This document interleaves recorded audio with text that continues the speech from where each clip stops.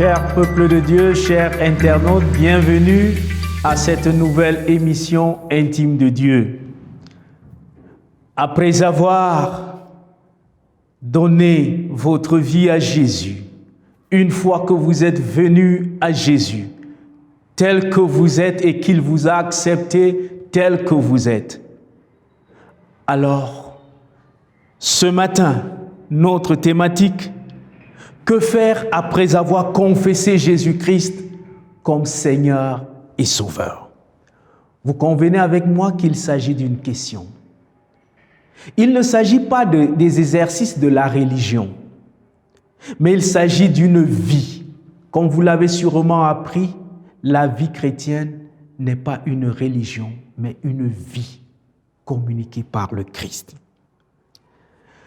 Elle se vit par la foi. Vivre par la foi,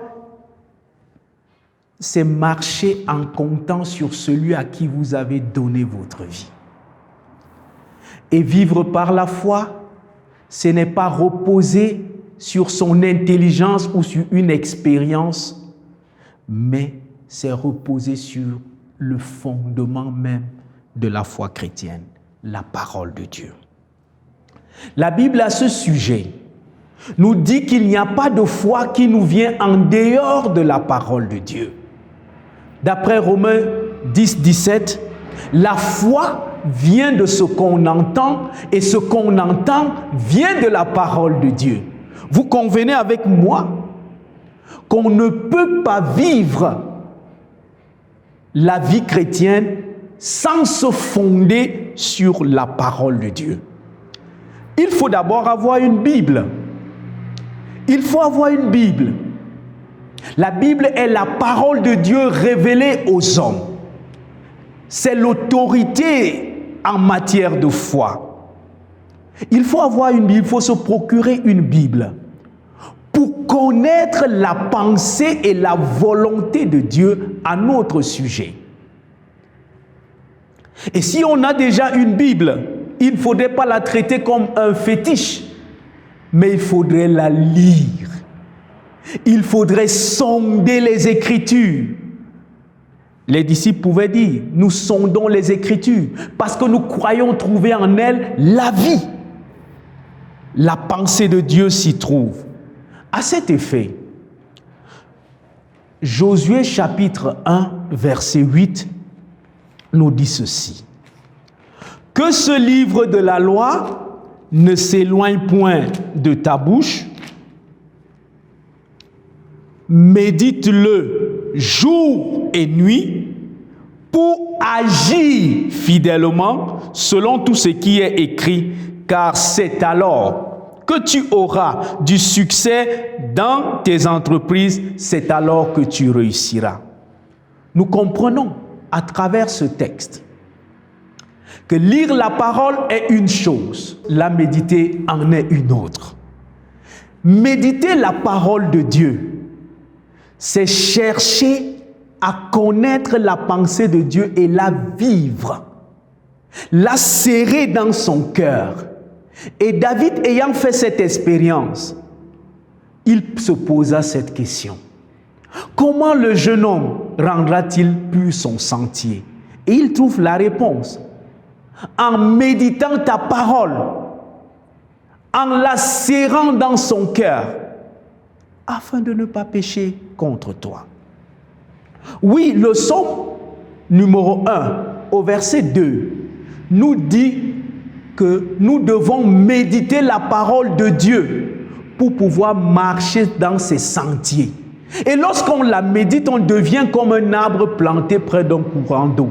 Plusieurs chrétiens veulent mener une vie chrétienne en attrapant les versets bibliques à gauche et à droite, sans aller à la source même de la parole. Les chrétiens de Bérée, contrairement à ceux de Thessalonique, avaient de l'empressement pour examiner tout ce qu'ils recevaient dans la parole. En Actes chapitre 17, que je voudrais que nous lisions, Actes 17, les versets 10 à 12, nous découvrons ceci. Et c'est l'attitude de toute personne qui confesse Jésus-Christ. Sondez les Écritures. En Actes 17, versets 10 à 12.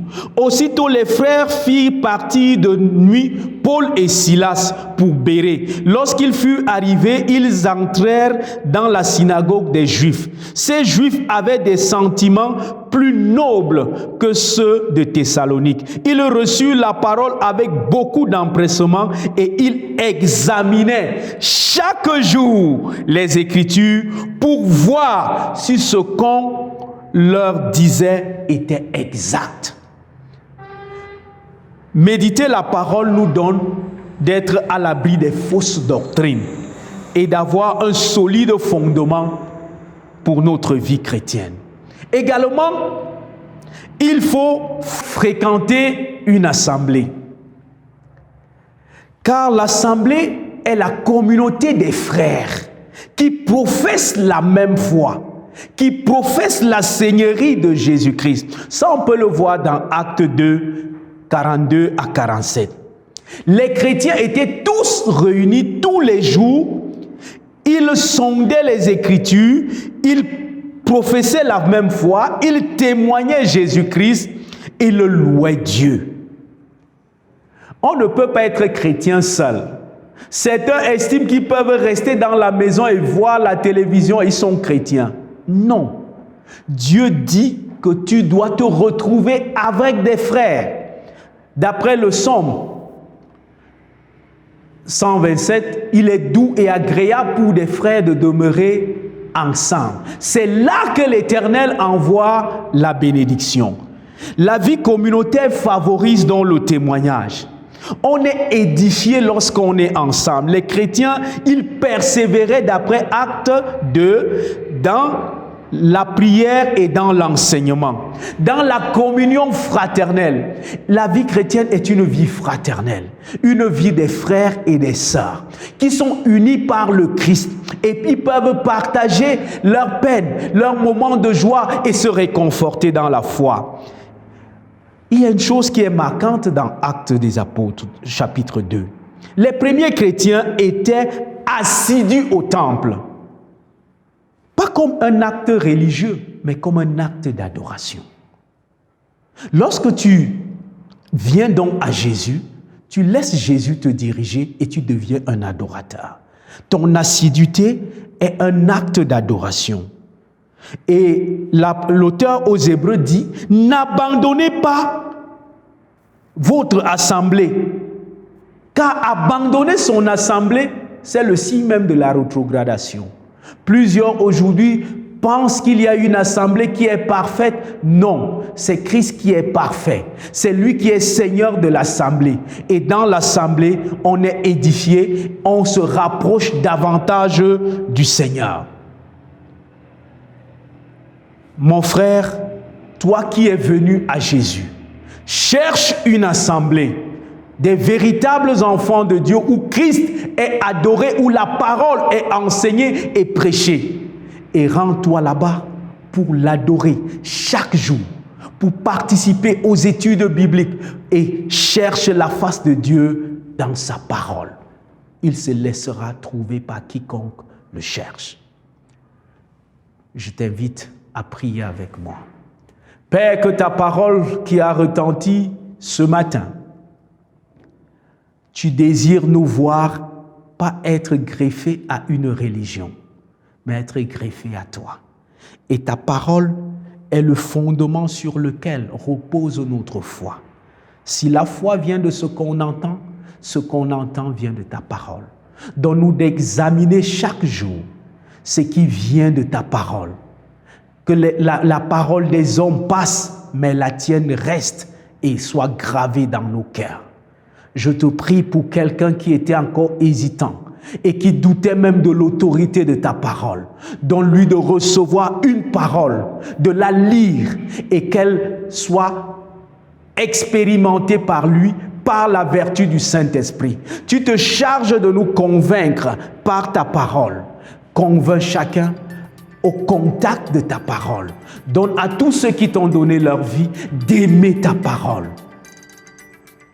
et de la témoigner et de te témoigner au monde. Au nom de Jésus-Christ. Amen. Soyez bénis. À très bientôt pour une prochaine émission d'Intime de Dieu.